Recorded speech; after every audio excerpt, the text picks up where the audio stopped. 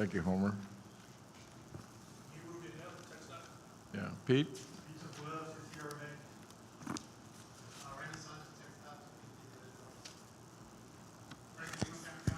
Okay. Okay, we missed Cameron County, okay. Now, okay. Thank you, Juan.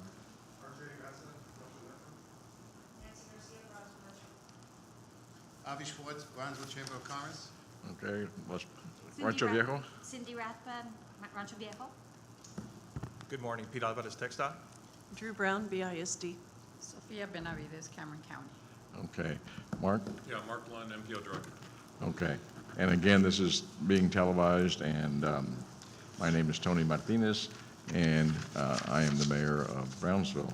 We've had our roll call. Now we go to item number 3, discussion, consideration, and action on adoption of meeting minutes for May 15th, 2019. I'm assuming everybody's had a chance to take a look at them. Is there any additions, corrections, or additions? If not, I'll entertain a motion to affirm. So moved. Second. All those in favor say aye. Aye. Motion carries. Item Mayor, number- notice my abstention on that, because I was not present at those meetings. Right, okay, thank you. Item number 4. Go Yeah, ahead, Mark. Discussion, consideration, and action on adoption of the MPO's fiscal 2020 UTP, the Unified Transportation Plan listings, including Category 2, Category 7, and Category 9, which is the transportation alternatives. The MPO Technical Committee met and discussed this at length last week. On Category 2 and Category 9, it's a pretty easy recommendation. On Category 7, we had some divergence of opinion. One of the things that came up was we're about $5 million over the fiscal constraint. And the committee recommended let's try and exceed the fiscal constraint. And it was understood quite clearly at the meeting that TPMP, the Transportation Planning and Programming District, when they review that, division, excuse me, up in Austin, they may say, no, you can't go over the limit. And so, but we went ahead, and I thank Mr. Bazan for entertaining that idea of going a little bit over the, we're talking about the last year, fiscal year 2029. There's 2 projects, there's Whipple Road and Old Dallas Road. And then I got an email from Homer Bazan yesterday saying he checked with TPMP division and we cannot go over the fiscal constraint. So we were talking about this prior to the meeting, and there's 2 schools of thought. One is that we table the item, we bring it back later, and hope that some lettings of projects in other parts of the district, and maybe there's some money. And then there's another school of thought to reverse something that the MPO did back in 2014. In 2014, if you recall, that's when we looked at all our Category 7 monies, and we had in our formula, if somebody could overmatch, provide additional monies, they had a good chance to get extra points to get the Category 7. So way back there, it was September, October 2014. This board, the policy board, awarded money somewhere in the order of a little more than $4 million to US 281 project. So one school of thought is to ask the district to forego that Category 7 and finish that project with Category 2. That's something this board can do, but you have to understand that you would be reversing a commitment that's been on the table for over 4 years. So, so you have before you, before we get into those 2 schools of thought, I'm just going to say another word or 2 about why I want to praise the RMA for coming up with this proposal. And I'm going to ask Pete Sepulveda just to outline some of the advantages. The basic idea is they listed a bunch of projects with preliminary engineering. And the thinking is really good. The thinking is by getting these projects into the mix in the UTP, they'll be able to sign advanced funding agreements between the local parties and TxDOT. And then we'll be able to leverage more money when this new MPO comes into existence. Because there's a big deal in that those projects that are listed in the UTP are first in line when the MPOs merge and you have the Rio Grande Valley MPO. So by doing some of this leveraging, the RMA proposal sets up a lot of good things. And so, Pete, why don't you outline some of the projects? Pete, do you mind if I pass this out? Go ahead. Just keep- Thanks, Mark. For the record, my name is Pete Sepulveda, Executive Director of the Cameron County RMA. As I go through my presentation, Mayor, you might recall, I guess maybe about a year or so ago, we came to the Policy Committee, and you instructed us to work with the MPO staff, and that's when we included projects like the project at the Veterans Bridge, where the City of Brownsville and the county are partners. We included Old Dallas. Again, the city and the county are partners. We included Whipple Road in the Los Fresnos area. And so what I'm going to do is just, exactly what Mark just mentioned, is that, really there's two options here. What's in your packet, I think TxDOT TPMP has determined that it is not fiscally constrained. So we've got to amend it and make it fiscally constrained. And so the only way to make it fiscally constrained is to say, okay, we're going to eliminate 2 local projects, or we're going to eliminate a TxDOT project. And if we eliminate a local project, our funding sources are very limited. If we eliminate a TxDOT project, they're in a position to be able to tap into, more funding categories than what we are for local projects. It was suggested earlier this morning by TxDOT staff, perhaps Whipple Road and Old Dallas Road can be in the UTP as off-system projects, meaning that they're going to be developed with local money. And then next year, you can bring them into on-system and use Category 7. The risk with that is that today, it's the Brownsville MPO Policy Committee. A year from now, it's the Rio Grande Valley MPO Policy Committee. So it's a different committee, and their position might be, well, you committed local money for this project. Why do you want to switch those to federal money? So there's risks in doing that, but what I'll do is I'll just go through what is being proposed in the UTP table, and then the board, the policy committee will have to decide, whether they will eliminate a local project or ask TxDOT, to eliminate their project. And so on our proposal, we were adding a project, which is a 550 Gap 2, and that was for project engineering, and that was at $1 million. We were asking to move East Loop to a fiscal year 2022 and changing that to preliminary engineering. We were moving the construction dollars that we had, $16.5 million for 550 Gap 2 to fiscal year 2022. We were adding a Veterans Bridge overpass for preliminary engineering for $750,000. And again, the city and the county are partners on the Veterans Bridge. And what we're trying to do with this is that, as you all are aware, at the Veterans Bridge, it's the only bridge in Brownsville that carries commercial traffic.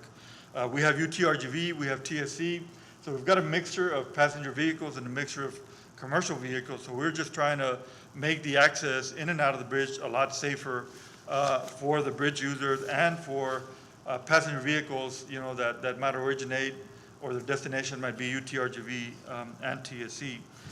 We're adding a preliminary engineering phase in the year 2020, and this is with local money that Cameron County has already committed to in the amount of $500,000. We were adding or moving to fiscal year 2026 and adding funds for the Veterans Bridge project. This is the expansion of the CBP primary lanes. About a year ago, we brought this to the policy committee, and it was funded at $7 million. And so we're increasing that funding amount to $14.5 million, and that would give us enough for the construction and the construction management for that project. And again, the bridge, it's a partnership between city and county. We're moving Old Dallas, the first section, which is from Highway 100 in Los Fresnos to 550 in the year 2028. and the construction cost at 13.3 million. We're adding, and incidentally, the city and the county are working together on this project, providing the preliminary engineering that is going to take us to the construction phase rather quick. The RMA is currently working on the environmental document for that project. The right-of-way is in place, so we believe by using local money from the county and the city, we're going to expedite the construction, and we're going to need this construction dollars pretty quick. Whipple Road, it's in the year 2029, as was mentioned earlier, and it's 4.4 million for construction. The city of Los Fresnos is our partner on this project. They have a TERS on that area, so they'll have the ability to provide the local match that is required by Cat 7.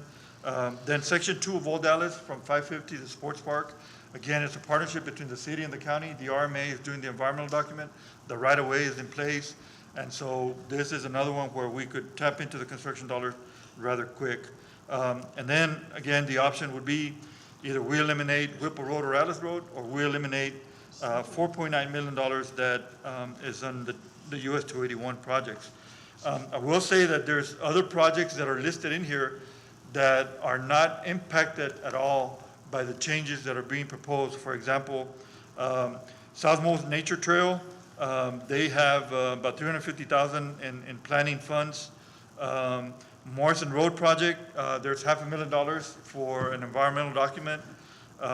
Whipple Road, there's $300,000 for an environmental document. Port Connector, there's $11.2 million for the construction, and 11.2 is partial funding. There's 5.3 million in Rider 11B money, and there is 1.3 million in Rider 45 money, bringing the total to about $18 million, which is real close to the construction cost estimate that we have. Indiana Road, there's $300,000 for the development of environmental document. The Southmost Nature Trail, there's almost $7 million for the construction of that. The West Boulevard project, that is the old rail right-of-way. There's $1 million for the development of the schematics and the environmental document. Again, those are not being impacted. Those remain intact. Brownsville Hike and Bike, $2.2 million. And then the Los Fresnos Hike and Bike, $3 million. So all those projects remain on the UTP, fully funded as they have been before. So again, the decision this board, has to make, I guess, is, do you table it? Do you eliminate one of your local projects? Or do you eliminate the TxDOT project? And again, we comprehensively looked at all the different projects we're working on with the city, with the county, with TxDOT, and we thought we developed a good plan that outlines a lot of the needed infrastructure in Brownsville. Unfortunately, a decision has to be made whether to again eliminate a local project or eliminate a TxDOT project. And unfortunately, we weren't able to come to an agreement with TxDOT staff. But I think including all the projects that I just mentioned, because this is going to be used to unify into one UTP with the other three or the other two MPOs, and so it's important that we get as many projects and our funding in place so that we don't have any issues moving forward in developing these projects. And like I said, the city has committed funding, the county has committed funding to advance some of this project. So some of this funding dollars will be utilized for construction, hopefully a lot quicker than what they're listed on in this UTP table. Pete, let me just make a couple of observations. First of all, thank you so much on the county, all the county, for working together with the different entities, Los Fresnos.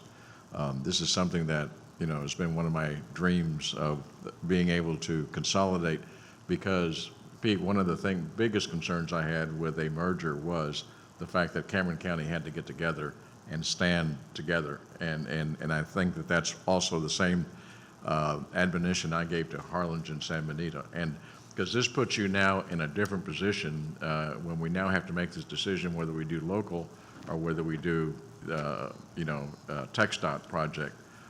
And we should come to some sort of agreement together. But the second thing is, my second observation is, the MPO merger is a good thing in its reality of trying to get additional funds. But as most of you or should be made aware of, there was no commitment made ahead of time, and which makes it now the things that we are going, these are some of the hiccups that we will face as we go along through this process. And as most of you know, this is my last meeting, so I want to make sure, and it's a complicated issue, which if you're going to, whoever comes and sits here next is not going to have the same sort of background that we have had over the last few years. So you guys are all going to have to pick up the mantle and help them out, because that's really what it all amounts to. But the third, and maybe the third observation is that, and I'm going to turn it over to Pete for a minute because I want your comments on it, is that regardless of whether we say we're now a unified merger MPO, that Saturday night lights competition is going to persist. I mean, I don't care what we say or what we do in public, and I'm doing this on the camera because I think this is important. But I think the idea is that Friday night lights mentality, all it's going to bring to us and to Pete and to Mark and everybody here is that we make sure that we make some smart commitments. We ask Pete that, be equal throughout the valley and saying whatever TxDOT does, you have to represent the entire region. And the third thing is we're going to have to also be very diligent in making sure that we're shovel ready on everything that we have, and because that's going to be the competition between the two areas. And Noel and Mark, after this, and perhaps maybe Pete, we can sit down and visit a little bit before we have that bylaws meeting on Friday. Again, if there's any way that we can ensure that to happen, I found it very difficult to do so. I did it as best as we possibly could and agreed to the merger on behalf of all of us because I think in the long run it's the right thing to do. But we will have some issues, and this MPO between now and the time that merger occurs is going to be very, very important to make sure you protect your territory, not your particular region, but your territory, so that everybody gets treated equally. And that's really that's going to be our task at hand, as I see it. Pete, if you were to have a decision, it seems to me that we're going to, it'd be easier to go and eliminate TxDOT things than local things, because that's going to be a little bit more, when it comes down to regional ideas, they're more likely to say, hey, that's your bad, not my bad, because then I have to take something off of here, whereas TxDOT's got a little bit more leeway, but I don't know, Pete. Thank you, Mayor, for the opportunity to address this concern. Moving forward, just want to remind everybody that part of the discussions and the negotiations for the RGV MPO merger were that all UTP projects would be honored. That's one of the major commitments that was Right. made by TxDOT up front. So with that said, there's going to be an opportunity to develop and work on all projects. And I appreciate you talking about shovel-ready projects, because those are the ones that tend to rise to the top and we deliver. At the end of the day, that's our job, deliver projects, right? So moving forward, does this put TxDOT in a predicament? Yes. There was a commitment made by this policy board back in 2014, as Mark stated earlier, to the tune of about $4.9 million. TxDOT committed about $7.5 million of Category 2 for this project. This project the limits are from FM 1421 to FM 1577. Obviously, we would not be able to do the entire limits with only 7.5 million of Category 2. You're absolutely right. We have other funding sources that we may be able to tap into since US 281 military is an on-system roadway. We at TxDOT have authority, if you will, to manage the Category 2, the Category 9, which are the other two categories being presented here. Those are allocations made to TxDOT with MPO coordination and approval, obviously. Category 7, on the other hand, is federal dollars allocated to the local entities with coordination with TxDOT, because at the end of the day, we're the middleman when it comes to the federal dollars. So should this board elect to go the route of unfunding US 281 military, we would not have a fully funded project. and we would have to go back and evaluate what other funding resources we have available. Does that mean cutting down the project limits? Does that mean utilizing other funding? Quite frankly, we just talked about this right now, so I'd have to go back with staff and look at that. Yeah, and see what happens is, I don't want to undo what we did back in 2014, but I also don't want to be able to be put in a position where saying, okay, we're going to take off Whipple Road, we're going to take off that $5 million, and so that's a real dilemma, and again, it seems like it's a tough call for all of us, really, it really is. And so is there any other way out where, this MPO merger was supposed to hopefully brought in a little bit of money up front as well. Yeah. Is there any way that we can ask anything from the powers that be up so that we can submit this thing as it is with the excess that Homer was telling us that can't be done, and with the understanding that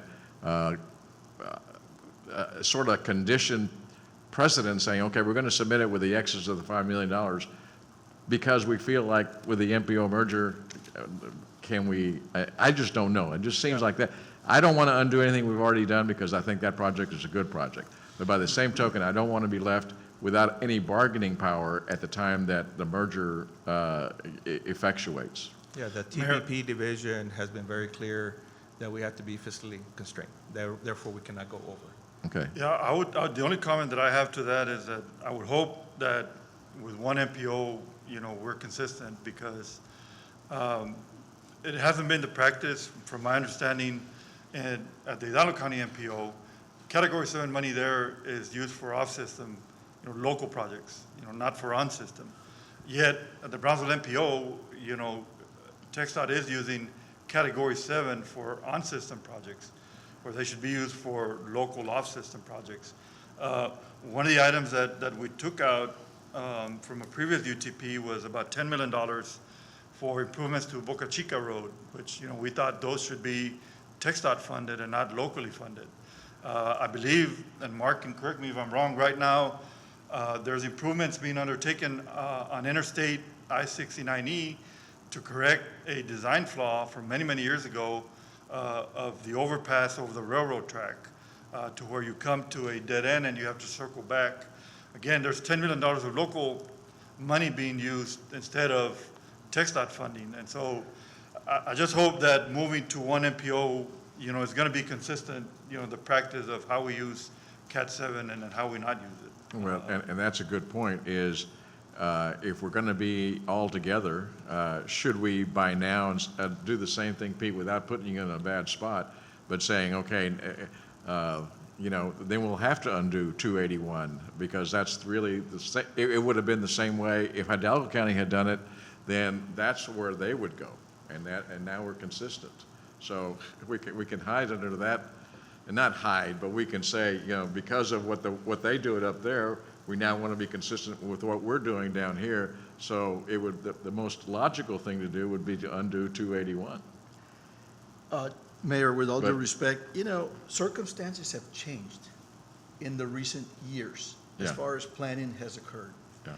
I know that, I keep up with all three MPOs, and I know what has happened in Hidalgo, where they basically told TxDOT, we are going to use our local dollars for local projects. Yeah. We have plenty of need, so we need to make sure that we use those dollars.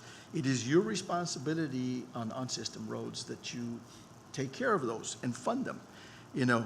With the proposal at hand, there is no defunding of any existing local projects. Every single one of the local projects is still on there, So what we need to do is, because of the fact that we're positioning ourselves, moving into the future, protecting these folks, such as, a small city like Los Fresnos. Sure.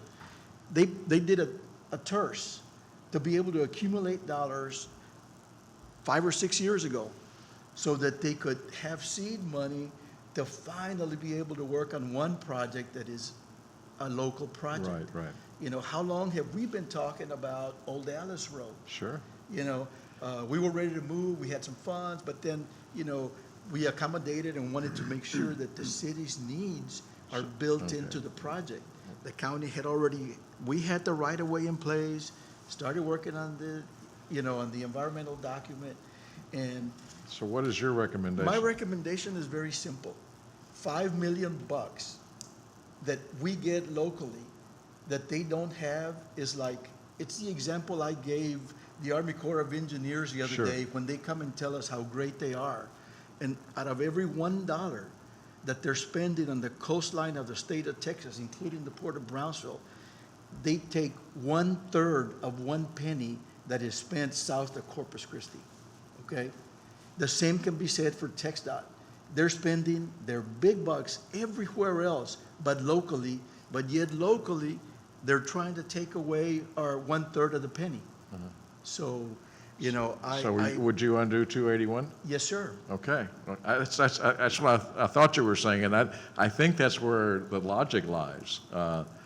Pete, with all due respect to not undoing anything that we would not like to do, but local stays local, and federal and state stay, they got a little bit more money than we do. Now, not only that, Mayor, if and when at the new MPO level, there's other dollars identified that could possibly be moved back, that's fine. I had a real issue with Pete's suggestion earlier this morning where he says, look, put him on there and locally fund him. Can you imagine if we put him on there and locally fund him to put him on the plan and, the other policy body that is created says, you know what? Sophie, you're not here. Mayor, you're not here. I'm not here potentially also. What's going to happen? We're going to have a local fiscal constraint or local entities that really doesn't belong to us. David, you and I don't always agree on a lot of things, but I We agree agree with on you a on lot. this one. No, I fully appreciate that, and I thank you so much. I appreciate everybody's input in this deal, because this is not easy, but I don't know, we'll have to figure out, we'll take a vote, I guess, here in just a little bit, but it seems that the coffers are a little bit richer in the federal and the state domain than they are in the local, and we ought to protect those. I mean, I think, Every project on this plan where we put the 5 million in there has local partners associated Yeah. with it. well, no, which is and amazing. I think we're doing great. I think these are just some of the hiccups that we're going to have to look at as we're going through. And David, I wasn't aware of what Hidalgo County was doing, but I would suspect that that's what they're doing. Oh, yeah. But No, Pete can answer that question. When was the last year that they participated with CAT $7 and gave you the money to do your projects? I want to estimate that was in 2002, 2003 timeframe. Okay, yeah, so we've been behind the 8 ball. yeah, no, And so. just to clarify, the use of Category 7 on system, we at TxDOT had utilized basically all of our allocations for Category 2 to build 100 miles of the interstate system in the valley. So we did not have enough funding for Category 2, and at that time, the Hidalgo County Policy Board elected to utilize Cat 7 on system. At a later time, it was decided local dollars, we should keep them off system, and that is perfectly fine. The Policy Board made that decision, and we respect that. Was that the road between us and the western part of Hidalgo County? It was Interstate 2, Right, Interstate 2, I-69C, Yeah. okay. and I-69E. And I think they're paid for already. Yes, sir. $1 billion for 100 miles. yes, Yeah, sir. no, I think everybody's on, I mean, I totally agree with you, David. I Thank you. think this is the way to go, because it just makes a lot more sense. And it dovetails what Hidalgo County's been doing. So, I mean, they're gonna fight you tooth and nail anyway by not allowing us, or not doing it, because we're gonna do it all together. They've been telling me y'all are crazy. I know. Well, we're a little bit crazy and a little bit rock and roll, Do you need a motion? Is that in order now would be a motion? Or, Okay. well, it's public I comment. Does have a anybody que- else have any comment? I have a question. Why was the policy, or this is the policy committee, why was the technical committee not able to come to an agreement about this, or did this just come up? That's the first question. And the second question is, on the surface, I agree with you, Mr. Garcia, but I'm. Garza. Garza, I know that, sorry.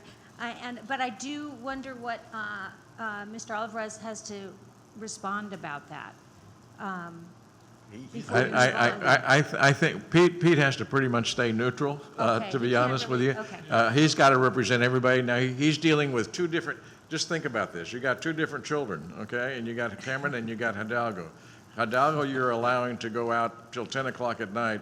Cameron County's been going out only till 8, okay? 6. And now he's got to come, you know, now we got to go out till 10 o'clock, okay? And so now poor Pete, I think it's going to be up to us. We're going to have to take some hard decisions. We're going to have to make some hard questions and say, and I don't think Pete's going to object to it. And I would assume the technical committee was having trouble. The technical committee, we would not have Policy making. recommended going over the fiscal limit if it had been in the first couple of years. It was in fiscal year 2029. Yeah. So we figured since it's a 10-year plan and over, you know, the $80+ million being $5 million didn't seem like a huge amount of money going over.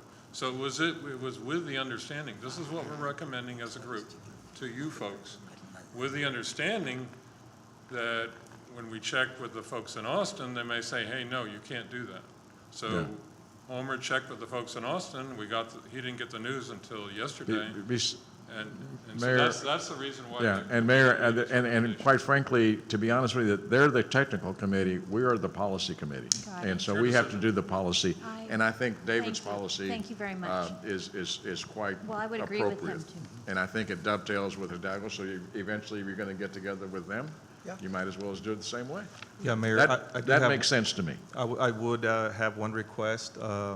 If we can have basically two motions. Motion one would be for the categories 2 and 9, which you mentioned earlier were slam dunk. That's Sure. not an issue.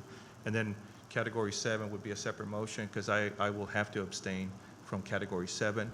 Yeah. In And David, I think you ought to make the motion. Okay. I would move that we approve category 2 and 9, and I agree with you on that one. Second. All those in favor say aye. Aye. Motion carries. I move that we adopt the modified version of the plan that was presented, defunding the 5 million so that we can accommodate local projects and make sure that we put them on the UTP as it currently stands before this group here is absorbed into a larger group. So, Mr. Garza, your motion is to take out the 4.9 million that was devoted to US 281. Right, and keep all the local projects as category $7 should be spent as local projects committed to mobility and rehab of what we have here. I will second that. Okay, yeah, I agree with you totally in the sense it's a prudent thing to do. And, you know, you guys, as you navigate through this merger, you know, you may be able to negotiate something, Pete, along with the help of everybody. All those in favor say aye. Aye. Anyone opposed? For the Thank you. record, I abstain. Thank you, guys. Discussion regarding the draft fiscal year 2021, it should actually be fiscal 2020 and 2021, a 2-year unified planning work program for Rio Grande Valley Metropolitan Planning Organization. You have several documents to look at in your packet. There's the draft 2-year work program for the new MPO. Separately, you'll see transit planning activities that will take place at Brownsville Metro. The city of Brownsville is what we call a DR, a designated recipient. So they will still receive what we call the Section 5307 monies, some of which will be going to Tracy for her to undertake transit planning. And she's shown that. We will send a letter to FTA, Federal Transit Administration, asking them more details about how those funds will flow to the city beginning in October. So that's pending. Also, you see a memo in there that I had sent to Mr. Cannon and also Poel from Harlingen regarding the SH-48 corridor study. And so far, we've had a very positive response to try and get that to fit within the UPWP that the new MPO will adopt. So, and I outlined in there the carryover, the monies that we will not spend here in Brownsville that will accrue or go to the Valley MPO beginning in the new fiscal year. So that those monies could help undertake that study. We're talking about 48 over by the Port of Brownsville. So this is really just information. These are all draft documents, so to speak. If you have questions, I'll try to address them. The big thing at the new MPO is they need to get their public involvement policies adopted first, because they can't really undertake any other business other than getting their bylaws, which possibly could be adopted at a meeting coming up this Friday. So are there any questions about any of those particular documents? Okay. Next item, that doesn't require any No, this action is item. just discussion. No. Yeah. And if you have a question tomorrow, I'll be happy to address it. You know, sometimes you go home and you say, why didn't I ask Mr. Lund X? So Yeah. call me, email me, I'll be happy to address any concerns you might Yeah. have. I do want to make a comment. I appreciate the 3 MPO directors working very closely on the various documents that are going to be required during this transition period. Yeah, no, and like I said, for everybody's knowledge, is that there is a meeting at 2 o'clock on Friday with regards to the bylaws, and God willing, city as well as the MPO will be there, as well as myself, to see if we can navigate everything that we can do to try to get that finalized as quickly as possible. Anyway, that's also item number 6. If anybody's got any questions as far as the MPO merger or things that you're concerned about, I would suggest that you get together with Mark Lund within the next 24 hours, regardless of who you are, and submit it to him so that we can address it and make sure that it's all taken care of as best as we can do it, okay? Just for the record, where's the meeting, Mr. Mayor? The meeting is at Westlaco. Westlaco, the Lower Rio Grande Valley, 2 o'clock. at the COG. Building. All right, the next item is a brief status report, ongoing activities for merger of the Valley MPOs. I think- gave you a memo that's in your package. As I mentioned, the public involvement policies are the first item out of the gate. The MTP formation, the long-range plans. We had verbal instructions from FHWA folks to have each MPO adopt its MTP before the end of the fiscal year would be September 30th. And then they'll be combined, put together with the new Valley MPO, or Rio Grande Valley. Then we talked about that yesterday on a conference call, not yesterday, Monday, a conference call with FHWA staff. And there was some uncertainty on their part. They were saying, well, there's some other options. I get a little frustrated about that. I don't like have instructions and then a month later saying, well, we don't know that we really want to do that. So I asked, look, I remember Drew Cannon said, look, we don't want a fast answer, we want a good, correct answer, which I agree with. And then I said, I think you should go further. I don't want a verbal answer. I want instructions in writing how we're to proceed. Those 2 MPOs, the other MPOs are working with a consultant firm. We're doing our MTP in-house. We will have an evening meeting. Our next MPO meeting is on the 2nd Wednesday. We're off schedule, and we're going to be in this room at 6 p.m. on July 10th.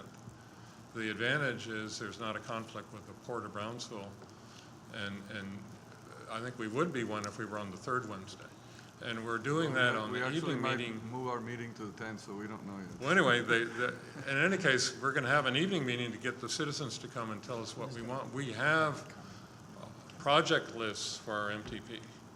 We have to work on our fiscal constraint. I'm confident that we can do that. And any regional connections, we will work with Harlingen and to connect with them, and they will connect with Hidalgo County on any regional projects. But we will get an answer from FHWA, and we will be able to cooperate. The other things that are happening on July 10th, we will do our final tip revision. That'll be it for this fiscal year. If there's something comes up in August, we can't handle it. The portal for the whole state closes as of July 23rd.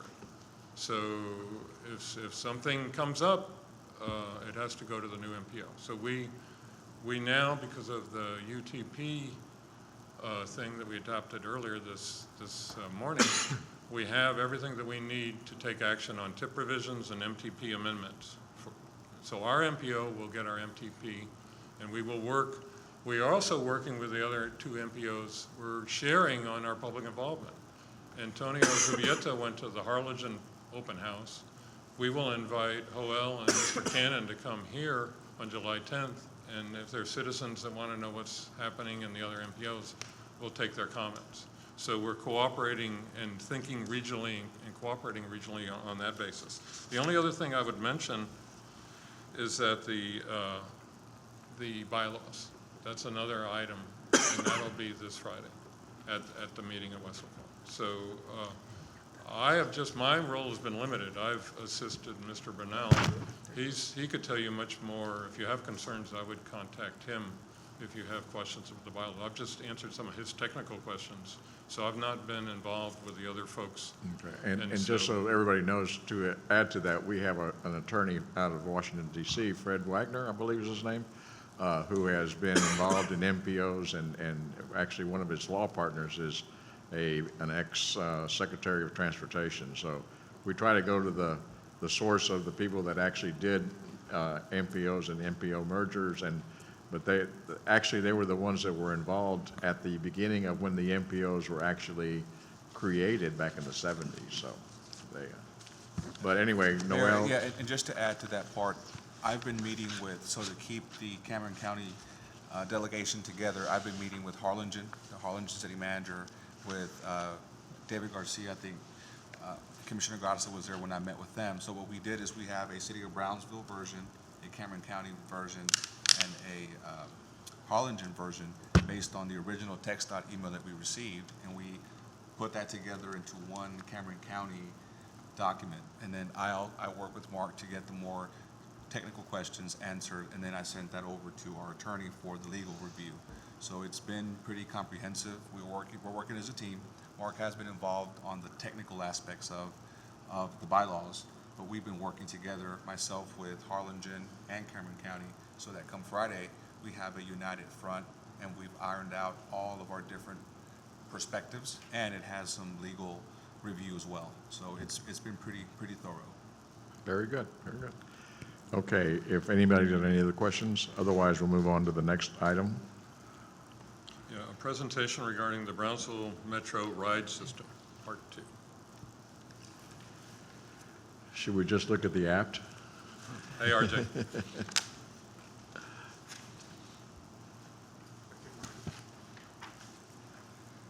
Good morning. Good morning. morning. Good morning. For the record, I'm RJ Garza, the Assistant Director of Brownsville Metro. With me this morning is Nancy Garcia.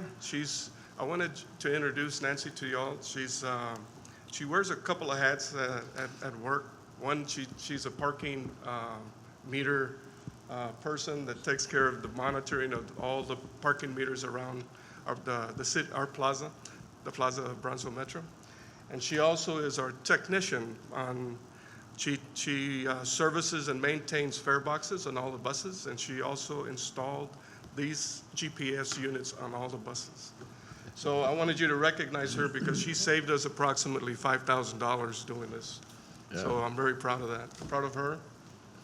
And she's going to pass out some brochures that Tracy had made, and another member of our group did in-house. For the past 40 years, passengers had to depend on calling our services, calling the offices to find out when their next bus is coming, where's my route, and information, and things like that. Well, now, hopefully that will be a thing of the past. We're trying to keep up with the technology of the market and the industry. This system is going to take us to the next level.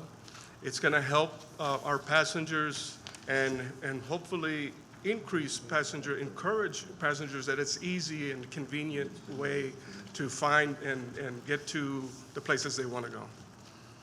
So I'm going to see, hopefully we won't have any technical difficulty, but I don't know if can you click. There you go. And move it.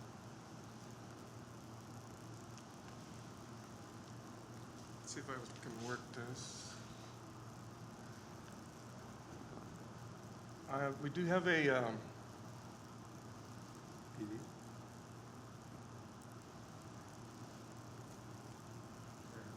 turn it off. There you go.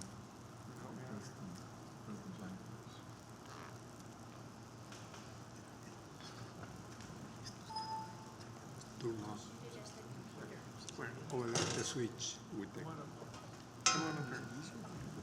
I don't know, I've never done this before, so I'm trying to learn at the same You're time. looking at the wrong guy.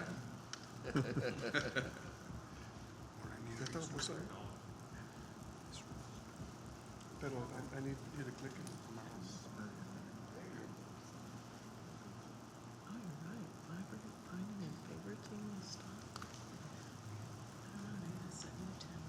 There's a brief video, that's what I'm trying to get to. There you go. Okay, this slide right here is showing, this is actually live. You can see all the buses right now, currently. It also will, if you click on any of the buses, on any color, it'll tell you which route, it'll tell you what stop it's at currently. If you click the bus stops, last month they made a presentation on bus stop inventory. That's what all those little buttons are, okay? That process, it took us several months to complete this project. This is a whole year in the making of getting to this point. So this is showing you live what the public can see, whether you're using your cell phone or you're using internet. Okay.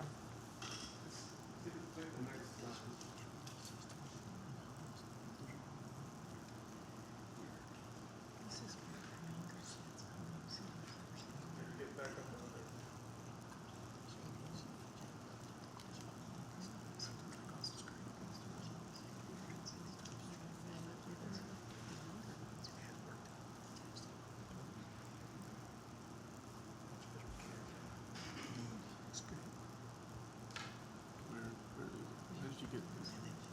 That close? Okay.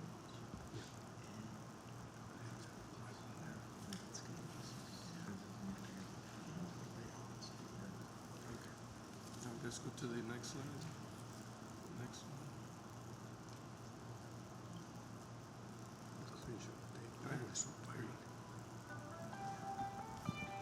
We all have a story to tell.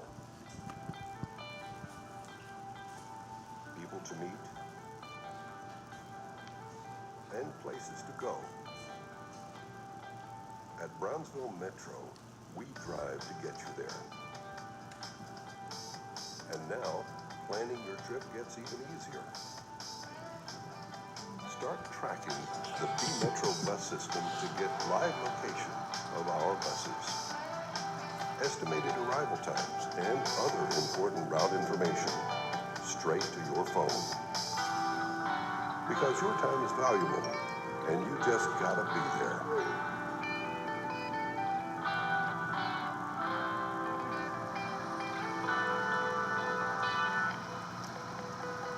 B-Metro. Download the Ride Systems mobile app today. This video presentation was done by Brownsville TV team. Sorry about the volume, but this is a brief commercial of the system to introduce it. Yesterday we had the pleasure of launching it out to the public, and so we're very proud of that. There was one more little slide that I'd like to show. Here you go.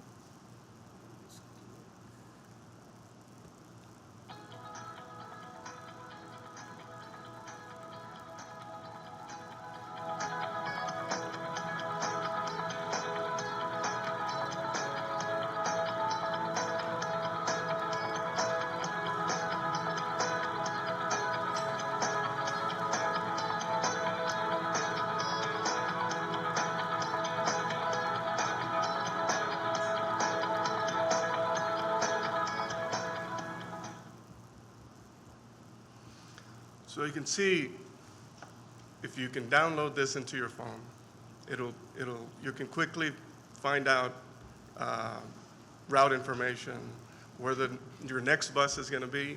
People can go to the mall or to the library, or students. They don't have to be waiting outside in the heat or the rain. They can just, it'll tell you an estimated time of the next bus that'll stop right there at your location. So, but anyway, we're very proud of it. I just wanted to introduce it to you. The team at We have a great team. There was city employees. I want to thank you for participating. We had a lot of, Antonio himself also was participant in helping us form the idea of how to promote it. The city department just came all, and other departments came together, putting this together. I'm really proud of all the team. So thank you very much. Thank you, and thank you, Nancy. Great work.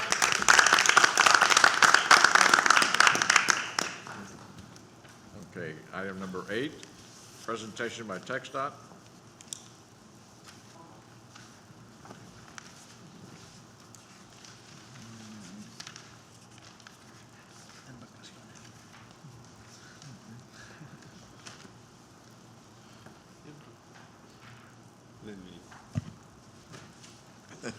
Good morning, everyone. My Good name is morning. Gabriel Villarreal. I'm representing TxDOT. I'll be giving the progress updates for the TxDOT MPO projects.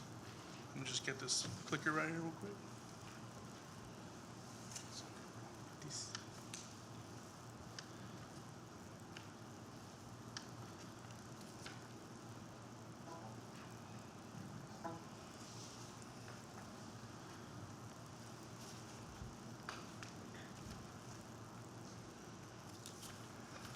Okay, so the two projects we're going to be talking about today is the I-69 overlay, the frontage roads, and also the sidewalk and traffic signal improvements. The I-69 overlay, this is the one that's from SH 550 to SH 4. As of right now, all of the southbound frontage has been completely overlaid. They're currently working on milling operations, paving operations from SH 4 to FM 802, I believe is complete, so they'll continue with the milling from then on. I got some photos here. This is the southbound frontage, just after the FM 1847 intersection. And also right here, it's just right before Bernard Street. These are the southbound frontages that have been complete. And here's last month's milling operation up to 7th Street, I believe. And so, like I said, right now, they're currently, they're about paving up to FM 802 is where they're at right now, so. The other project is the traffic signal and sidewalk improvements. Right now, they're at location 1, and they've continued with the sidewalk improvements there. So you can see there, they're doing the form work and still tying for the sidewalks and the retaining wall. And currently, what they're doing is the drill shafts for the traffic signal poles that'll be there installed at that location. So those are the updates for those two projects. Y'all have any other comments or questions? No, very good, though. I think everybody on Boca Chica is really enjoying that very much. That's Thank great. you. Thank you. Okay, now, item number 9, Carlos, Morning. good morning. First project I'm talking about is the Mago Drive improvements. Limits of the project are from Las Palmas Circle to Price Road. It's a small connector street that we're hoping will alleviate the congestion issues at Old Port Isabel and Price Road. We've got base work pretty much finished here. As of this week, they're starting the curb and gutter and concrete work, so it's moving along quite nicely. Next one is Roseville Street improvements. Limits are from McDavid Boulevard to East 13th Street. This is a full reconstruction project. This section has already completed base work and the curb and gutter work, installed driveway, sidewalks. This is closer to the intersection of 13th Street. And this is looking ahead, base work complete here. That's all I have. Okay. When Pete, do you anticipate this to be finished? We're hoping by the end of next month, weather permitting, obviously, hopefully we don't get any rain. We had some rain last week that kind of held us back a bit, but we're back on track now. You're nearing completion. Thank you. any other questions? Okay, thank you, Carlos. Cameron, can I hear you? Okay, and Pete? Mr. Chairman? Yes, Oh, never mind, go ahead.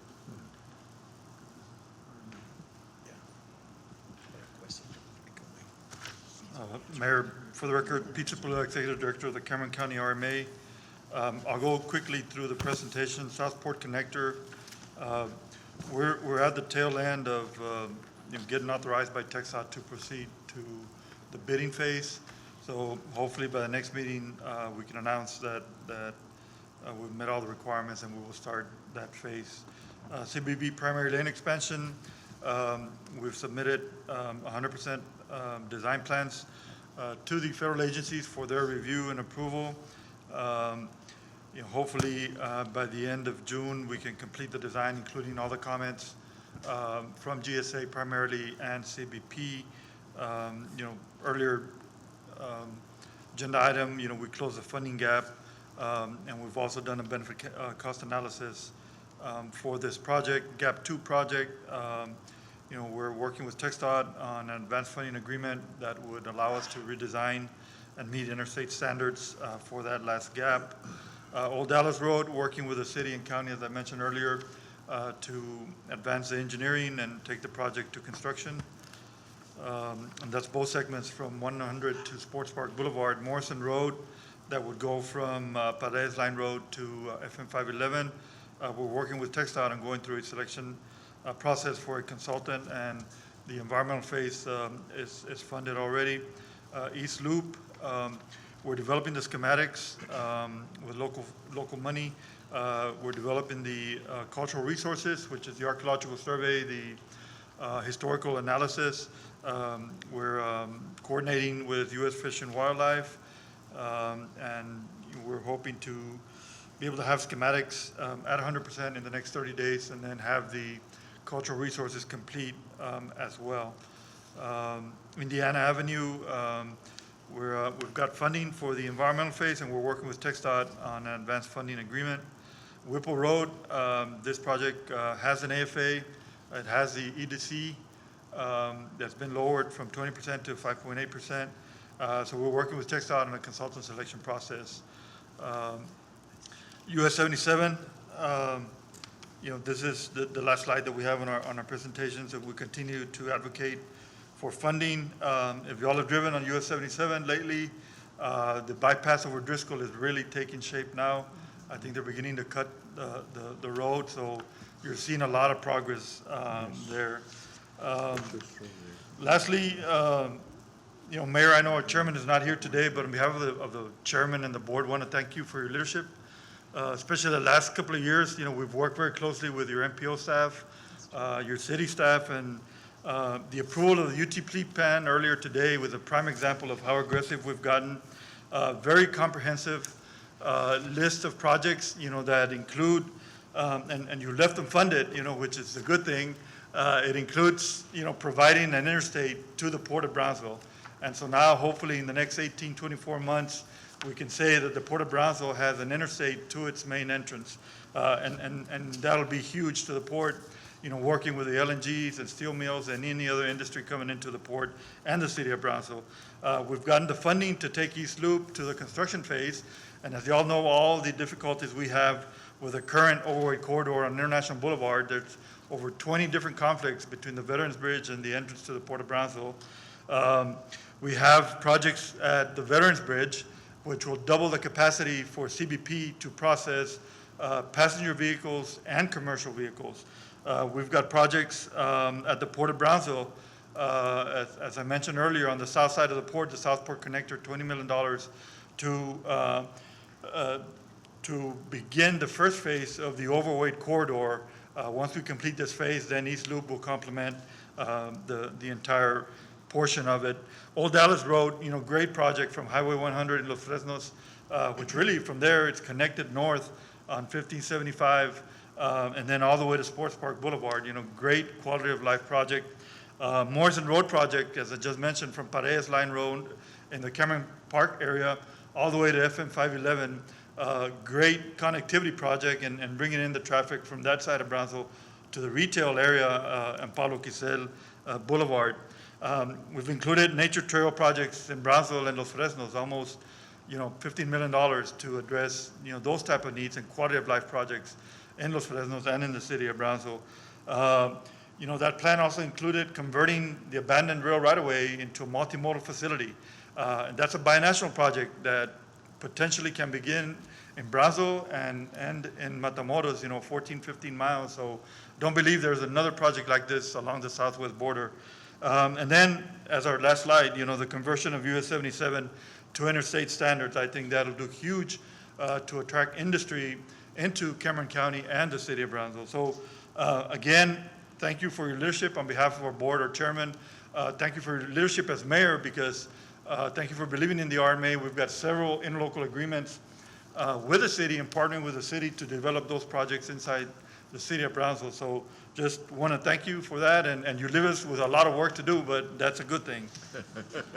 Pete, before you leave, the Morrison Road project needs how much in construction dollars? Right now, about $4 million. So when you reconcile that Cat 7 category, if there's any left over, we already have somewhere to take that money. That's to. right, that's Okay? right. Thank you. Thank you, Pete. Appreciate the comments. The port, licenciado? I have a comment to make, Sure. Mayor, if I may. I just want to take this opportunity again, as Pete did so eloquently, and thanking you for what you've done in the leadership, for being where we are today, and your staff, your commissioners that serve along with you. Where we were 5 years ago and where we are today is night and day. And I really have enjoyed all of my learning experiences in any meeting that we've ever encountered, because it always helps me realize that, we all have the same goals in mind. It's just a matter of how we get there. That's right. That you do it. So I want to thank you for the leadership you've provided, for allowing us to use some of your folks at the city to be able to allow the county to bring some projects to fruition that otherwise would have been impossible. So before you go, I know you still have a little work to do still. Yeah. Especially Friday, we need to make sure that, folks understand that at the end of the day, we're all here with one goal in mind, and that's to improve the quality of life of the folks that we serve in whatever capacity we're in. And, I thank you in advance for you not being here the next time I might visit. Okay? No, I'll be happy to. I'll have a few comments before we wrap it up, but go ahead. Mr. Mayor, Ingeniero. members of the MPO, I'm Ariel Chavez. I'm the Director of Engineering Services for the Port of Brownsville, and I want to echo the sentiments from everybody, appreciating your leadership, Mayor, and everything that you've done for the MPO and for the city and for the community, and especially everything that you've done to push the port forward. You know how excited I get about the port. Oh, yeah. The only thing we forgot was the popcorn. Ariel. You always said about the popcorn, but today I've got some projects. I've got some pictures that I kind of want to show you of some of the projects that we've had. Last time I came, I kind of went through, let me see if I can you move the little arrow out? There you go, thank you. And the first project is bulk cargo dock improvements. The bulk cargo dock is the dock that serves the grain elevator. And we've had, it's a very old dock. We had some really major issues with it. So the bulk cargo dock is located at this point here in the Port of Brownsville on the south side of the ship channel. And we needed to upgrade it. Here, this whole section was removed that you see in this picture, and you see the pilings that were driven. And then we brought in this new deck that was fabricated in Houston, and it was driven here over a couple of days, and then it was placed. Here you can see how it was already placed on the pilings, and then by now we already have cast the concrete on top, so this is a major improvement, a major repair. We're driving the pilings. My engineering department just sent me some pictures over the phone right now of the pile driving. I was showing him to Mr. Garza there. Mr. Garcia, sorry. Same mistake. And so. I've been called worse. So, we're continuing. We're going to put a brand new deck in front. We also have some work that we are doing, as you know, with the ship channel deepening. In this project, the major thing that I need to tell you today is that previous week, we had a meeting with the Corps of Engineers, and we actually got the permit signed by both the Port of Brownsville and the Corps of Engineers in Galveston. that allows us to do this action. On the 10th, our consultant submitted 100% plans and specifications to the Corps for their review. So we're going through that review, and we anticipate going out for bids first thing of next year. So that's going to be about a 3-year project. So from 2020 to 2023, we're going to get that to do that. The deepening is a project that our current estimate has it at 220, even though a couple of weeks ago we got new guidance. Well, I want to say a couple of months ago, we got new guidance that dropped the template 1 foot and added another $30–40 million to the project, because the channel's so long, and just 1 foot of drop is a huge cost in dredging. So we went from 220 to about 255 to 60 million, and that's just the ship channel improvements. In addition, we have to upgrade our docks to take advantage of the deepened channel. That's another $50–60 million that we have to chip in. But the project is moving forward, so we're very excited about this. We finally got it. We didn't, if we would have waited for funding from the federal government, it would have taken another 5 to 10 years. But since we're we're partnering with private partners to the point that they're helping fund this, so we're getting to get this started next week. I know you're excited. Going too fast. Good for you. So this is a great project for the port and for the community. And most people don't know this, but the port, as you know, is one of the most important economic factors in the whole valley. So that's something that we do. Another project that we have is the construction of Old Dock 6. I showed you the location. Old Dock 6 is located right here. This is under construction right now. I showed you this last time. This is a panoramic of what the dock would look like. But here we see a picture of one of the large breasting dolphins. This is one of these dolphins that you see on the left-hand side. There's 4 breasting dolphins, 2 on either side of the dock. This is basically all the pilings with the woodwork ready for the formwork to pour the concrete on the dolphin. Here you see a shot of basically the main deck of the dock that's already been cast in place. They're working on the top deck. Here you see another shot of the breasting dolphin. This is one of the bollards that the ships are going to moor to. The project consisted of 6 of these, and we added a 7th on the east side that would assist us in mooring vessels on the next oil dock, which is oil dock number 3. In fact, let's see, this is the Keppel Amphels assembly and erection pad.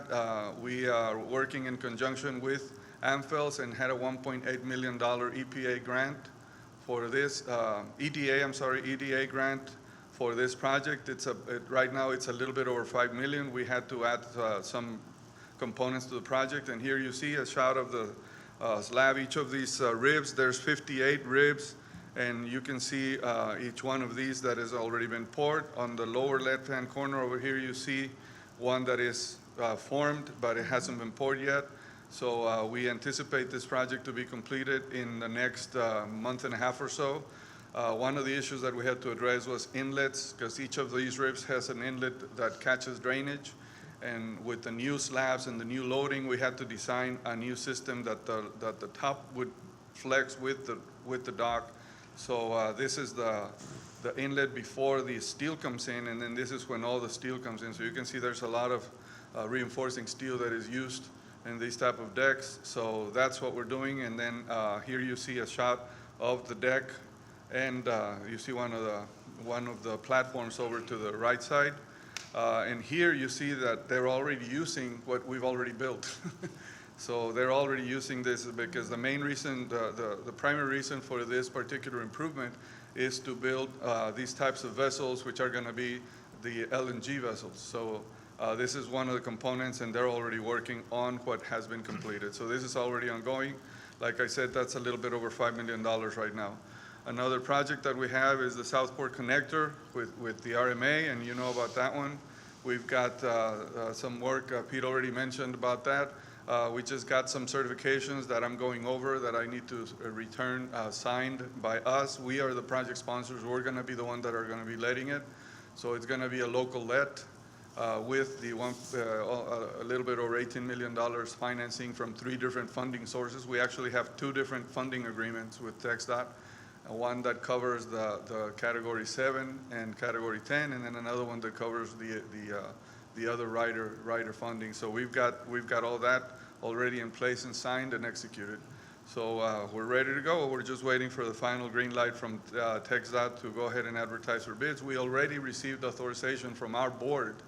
We had an agenda item on the last board meeting, and they authorized us to go out for bids. So we've got that covered, waiting just for the last green light. And then the one that, this is the Port Road improvements. This is one of the projects that we have been working with TxDOT. TxDOT is funding a little bit under $900,000 of this project, plus an additional 75 that they're doing at the intersection of 550 to adjust some of the turning radii. But the 4 component roads are Callaway Drive, Old Highway 48, Fowles Road, and Milo Road, and everything has already been done. We're waiting for the striping. In fact, the last portion of it was here on Fowles Road. This is right at the port entrance. This is actually about a month ago as they were working on this area. Again, you can see the steel. We're using double mat steel and 12-inch concrete. And then here you see everything done on Fowles Road. So this is ready to go. We're waiting for the 7-day curing, which will actually be completed. Will be today. Is the 7th day after the last pour.